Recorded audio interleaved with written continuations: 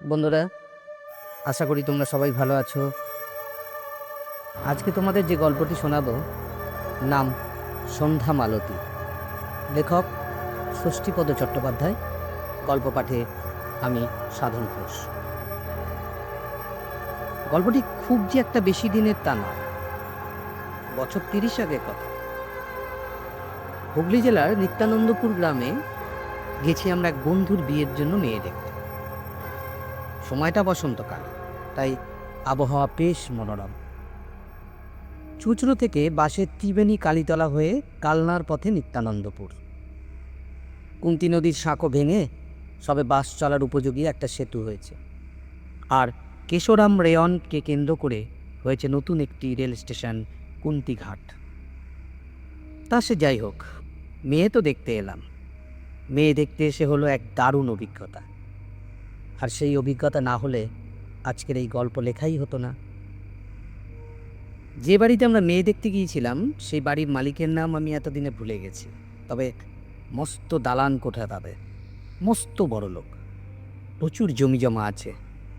বড় লোকের একমাত্র মেয়ে, সুশ্রী, সুন্দরী, রূপবতী, গুণবতী। বিয়ের সময় মেয়েদের জন্য যা যা বলা হয়, এই মেয়ের ব্যাপারেও সেই সব শুনে গিয়েছিলাম। তবে যে কোনো কারণেই হোক, ফটো পাঠায়নি তারা। আমরাও তাই মেয়ে দুপের বর্ণনা শুনেই মেয়ে দেখতে গিয়েছিলাম। তাড়াতাড়ি পৌঁছেছিলাম আমরা। এই বিয়ের ব্যাপারে যিনি ঘটকালি করেছিলেন, সেই বীরু চক্রবর্তী আমাদের খুব আদর যত্ন করে ঘরের ভেতর নিয়ে গিয়ে বসালেন। মেয়ের বাবা, কাকা, জ্যাঠামশাইরা এলেন। বললেন, তোমরা অনেক দূর থেকে এসেছো বাবা, খাওয়া দাওয়া করো, আজকের দিনটা থাকো। আজ শনিবার, মেয়ে দেখাবো না, কাল সকালে দিনের আলোয় মেয়ে দেখবে তোমরা। আমি বললাম, কিন্তু এমন কথা তো ছিল না। আপনাদের সঙ্গে আমাদের কোনো রকম কুটুম্বিতাই হলো না যেখানে, সেখানে কি করে আমরা রাত্রিবাস করি বলুন? জ্যাঠামশাই বললেন, নাই বা হলো, মানুষ কি মানুষের বাড়িতে আসে না? আজ শনিবার, খরবার, তাই বলছিলাম আমরা গ্রামের মানুষ, মেয়ে আমাদের ঘরের লক্ষ্মী, তাকে কি করে? বন্ধুর হয়ে আমি বললাম, না না, ঠিক আছে ঠিক আছে, কাল সকালেই মেয়ে দেখব আমরা। এখন মেয়ে দেখে বাড়ি ফিরতেও রাত হয়ে যাবে অনেক। আপাতত আমাদের একটা ঘরের ব্যবস্থা করে দিন তাহলে। মেয়ের বাবা বললেন, সে আমরা সব রকম ব্যবস্থাই করে রেখেছি।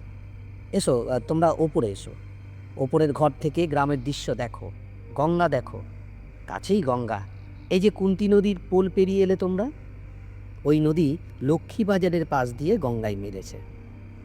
আরও একটা নদী আছে এখানে, সেটা মিলেছে কুন্তিতে। এমন মনোরম দৃশ্য আর কোথাও পাবে না। আমরা ওদের আমন্ত্রণে ও আপ্যায়নে ওপরের ঘরে এলাম। ওপরেই আমাদের মুখ হাত পা ধোয়ার ব্যবস্থা হলো। তারপর এলো ডিশ ভর্তি ভালো খাবার। আমার বন্ধুটি না মজায় বলল, এসব কি করেছেন, এত খাবার খাবো কি করে? আর তাছাড়া মেয়ে দেখে আমাদের মতামত জানানোর পরে না হয় এসব আপ্যায়ন হতো। এখন ধরুন, মেয়ে যদি আমাদের পছন্দ না হয়, জ্যাঠামশাই বললেন, তাতে কি, আমাদের মেয়ে আমাদেরই থাকবে। এক প্রবীণা মহিলা, ইনি বোধহয় জেঠিমা, বললেন, তবে বাবা এও বলে রাখছি, এ মেয়ে একবার দেখলে আর চোখ ফেরাতে পারবে না, অপছন্দ হওয়ার মতো নয়। যাই হোক, আমরা তো জলযোগ সারলাম। এরপর দু বন্ধুতে ছাদে উঠলাম প্রকৃতির দৃশ্য দেখতে।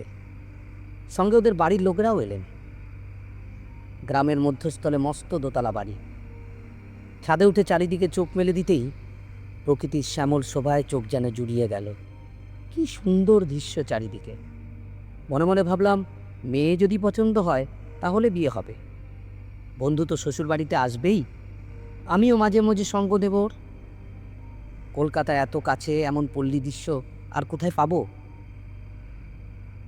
সন্ধে পর্যন্ত আমরা ছাদে ঘুরে সকলের সঙ্গে গল্প গুজব করে দোতলায় আমাদের জন্য নির্দিষ্ট ঘরে নেমে এলাম।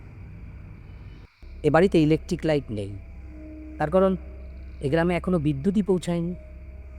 তাই লণ্ঠন বাতি জেলে ঘরে আলো করা হলো।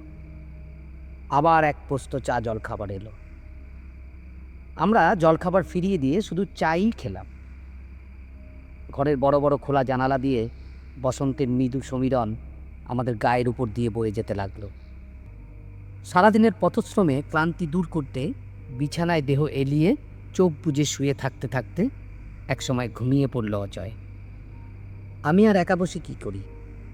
ফুটপাতের সস্তা কয়েকটি বই একপাশে রাখা ছিল, সেগুলো নাড়াচাড়া করতে করতেই ঘরের দেয়ালে চিত্র দেখতে লাগলাম। এমন সময় হঠাৎই যা দেখলাম তাতে বিস্ময়ের আর অন্ত রইল না। আমার চোখ দুটো যেন ধন্য হলো তা নয়, বুকের ভেতরটাও কেঁপে উঠল যেন। আমি দেখলাম এক অষ্টাদশী তরুণী আমার দিকে এক পলক তাকিয়ে দ্রুত পায়ে ছাদে উঠে গেল। লণ্ঠনের স্বল্পালোকে তার যে রূপ দেখলাম তাতে অভিভূত হয়ে গেলাম। এই মেয়ে যদি অজয়ের বউ হয় তাহলে ওর চেয়ে ভাগ্যবান এই জগৎ আর কেউ হতে পারে না। শুধু তাই নয়, অর্ধেক রাজত্ব সহ রাজকন্যা পাওয়ার মতো ব্যাপার। অর্ধেক রাজত্ব বলছি এই কারণে যে ভদ্রলোকের এক ছেলে এক মেয়ে, কাজেই বিশাল সম্পত্তির ভাগ ও পাবেই। তার উপরে অমন একটি সোনার প্রতিমা। এই মেয়েকে দেখতে এসে না বলে ফিরে যাওয়ার কোনো কারণই নেই। অতএব বিয়ে এখানে পাকা। কাল সকালে সামনাসামনি বসে মেয়ে দেখেই আমার মতামতটা জানিয়ে দেব আমি। মেয়েটি অনেকক্ষণ উপরে গেছে, কিন্তু নামার আর নাম নেই। এতক্ষণ ছাদে উঠে কি করছে ও? আমি তাই একাকিত্ব কাটাবার জন্য এবং বন্ধুর ভাবি স্ত্রীর সঙ্গে একটু আলাপ করার জন্য নিজেই উপরে উঠলাম। কিন্তু কোথায় কে? কেউ তো নেই ছাদে। আমার কেমন যেন রহস্য মনে হলো ব্যাপারটা। আমি ছাদ থেকে নেমে এলাম। রাত প্রায় 10টা নাগাদ খাওয়ার ডাক করলো আমাদের। সে কি এলাহি ব্যাপার! যেন সত্যিকারের জামাই আদর শুরু হয়ে গেল। এমন আতিথেয়তা আমরা এর আগে কখনো কোথাও পাইনি। যাই হোক, সে রাতটা বেশ আনন্দেই কাটল। পরদিন সকালে চা পর্বের পর মেয়ে দেখার পালা। কিন্তু এ কি? এ কাকে দেখছি? সেই মেয়ে তো নয়। মেয়েটির গায়ের রং ফর্সা, স্বাস্থ্যও ভালো, মুখশ্রীও মন্দ নয়। তবে অপূর্ব সুন্দরী তাকে কোনো মতেই বলা যায় না। আমরা দেখলাম, দু একটা কথাও বললাম, ভালোই লাগলো। আমাদের মেয়ে দেখা হলে মেয়েটিকে বিদায় নিতে বললাম। মেয়েটি চলে গেলে দু বন্ধুতে ফিসফিস করে আলোচনা করলাম মেয়েটির ব্যাপারে। আমি বললাম, মেয়ের ব্যাপারে ওর বাড়ির লোক কিছু জিজ্ঞেস করলে কি বলবো? অজয় বলল, হ্যাঁ করে দে, এর আগে অনেক মেয়ে দেখেছি, এতটা চোখে ধরেনি। এই মেয়েটি খুব একটা সুন্দরী না হলেও সুলক্ষণা। তাছাড়া এমন শ্বশুরবাড়ি আমি ছাড়ছি না। আমার চোখে তখন সেই মেয়েটির মুখ ভাসছে। কি ওই মেয়ে? এ বাড়িতে অজয়ের বিয়ে হলে আমার তো আসা যাওয়া থাকবেই। তখন না হয় আমি নিজের জন্য একটু চেষ্টা করে দেখব, কেননা মেয়েটাকে আমার খুব ভালো লেগেছে। মেয়ে দেখা শেষ হলে বিদায় নেওয়ার পালা। আসবার সময় আমাদের মতামত আমরা জানিয়ে এলাম। পাকা কথা পেয়ে বাড়িতে যেন উৎসবের বন্যা বয়ে গেল। দিন 15-র মধ্যেই অজয়ের বিয়েটা সম্পন্ন হয়ে গেল। বিয়ের দিন বর নিয়ে যখন এলাম, তখন থেকে আমি একভাবে খুঁজতে লাগলাম সেই মেয়েটিকে। একবার যদি দেখা পাই তো ওর পরিচয় জেনে ওর সঙ্গে আলাপ করে আমার ইচ্ছার কথাটা জানাবো। কিন্তু না, এবাড়ির অসংখ্য লোকজনের মধ্যে তাকে আমি আর দেখতে পেলাম না। ভারাক্রান্ত মন নিয়ে আমি একসময় ছাদে উঠে একটু নির্জনতা খুঁজতে এলাম। এসেই অবাক, দেখি মেয়েটি বিয়ের কোণের মতো সাজগোজ করে খোপায় ফুল গুঁজে ছাদের আলসেটা ধরে ঝুঁকে পড়া একটা চাপা গাছের ঘন পাতার কাছে দাঁড়িয়ে আছে। আমি অনেক আশা নিয়ে ওর দিকে এগিয়ে যেতেই মেয়েটি একবার আমার পা থেকে মাথা পর্যন্ত দেখে নিয়ে দ্রুত পাশ কাটিয়ে চলে গেল। তা যাক, তবে এতক্ষণে ওর দেখা যে পেয়েছি এই ঢের। এই মেয়ে যদি আমাকে পছন্দ করে তবে আমি বিনা পণে ওকে বিয়ে করব, এই সংকল্প করলাম। ও নিচে নেমে এলে আমিও নেমে এলাম। আবার শুরু হলো খোঁজার পালা। কিন্তু কোথায় যে লুকোলো সে, তা কে জানে। আর তাকে দেখতেই পেলাম না। বিয়ের আসরে বসে অজয় আমাকে এক ফাঁকে জিজ্ঞেস করলো, তোর কি ব্যাপার বলতো? সেই তখন থেকে দেখছি হঠাৎ যেন কীরকম হয়ে গেছিস তুই। ব্যাপারটা কি তোর? এর আগে আমি ওই মেয়েটির কথা একবারও বলিনি অজয়কে। এইবারে সব বললাম। অজয় বলল, ব্যস্ত হোস না, আমার বিয়েটা চুকতে দে, তারপর আমি ঘটকালিটা করে দিচ্ছি তোর। দু বন্ধুতে একই পরিবারে মেয়ে বিয়ে করব, এ তো খুব আনন্দের কথা। দু বন্ধুতে একসঙ্গে শ্বশুরবাড়িতে আসা যাওয়া করব, এর চেয়ে সুখের আর কি আছে বল? আমি বললাম, তুই যদি সত্যিই এই যোগাযোগটা করে দিতে পারিস, তাহলে তোর বন্ধুত্বের ঋণ আমি কখনো শোধ করতে পারবো না। অজয়ের কাছ থেকে আশার আলো পেয়ে মনটা ভরে উঠল আমার। কি ভাগ্যিস এই মেয়েটির সঙ্গে অজয়ের বিয়েটা হয়ে যায়নি, তাহলে অবশ্য আমার কোনো আশা থাকতো না। ও সারা জীবন আমার বন্ধু পত্নী হিসাবে শ্রদ্ধার পাত্রী হয়ে থাকতো। অজয়ের বিয়ের লগ্ন ছিল মধ্যরাতে। অজস্র প্রলোভনীর সঙ্গে চিরাচরিত প্রথা অনুযায়ী সম্পন্ন হলো বিয়েটা। কিন্তু এই বিয়ের বাসরে সে কই? খাওয়া দাওয়ার পর আমি অন্যান্য বন্ধুদের নজর এড়িয়ে ছাদে গেলাম। ছাদে গিয়ে দেখি অবাক কাণ্ড। মেয়েটি সেই আগের মতোই ছাদের আলসের ধারে সেই চাপা গাছটার দিকে তাকিয়ে দাঁড়িয়ে আছে চুপচাপ। আমি কাছে যেতেই মেয়েটি আমার দিকে এক পলক তাকিয়ে নতবদনে চলে গেল আমার পাশ কাটিয়ে। আমার তখন বেজায় সাহস। আমি নিজে থেকেই মেয়েটিকে ডাকলাম, শুনুন। মেয়েটি ভ্রুক্ষেপ করল না, ফিরেও তাকালো না আমার দিকে। সিঁড়ি বেয়ে নিচে নেমে গেল। আমি এক অনুসরণ করেও আর ওকে দেখতে পেলাম না। তাই তো, গেল কোথায় মেয়েটা? সে রাতও অজস্র হই হুল্লোড়ের মধ্যে কাটল, কত গান বাজনা হলো, কিন্তু সে মেয়ের আর দেখা পাওয়া গেল না। পরদিন সকাল থেকেই সাজ রব। মেয়ের বাবা মা আমার দুটি হাত ধরে বারবার বলতে লাগলেন, আমাদের বড় আদরের মেয়ে বাবা, দেখো যেন কষ্ট দিও না, ও কোনো অন্যায় করলে ও দোষ ত্রুটি ক্ষমা করে দিও।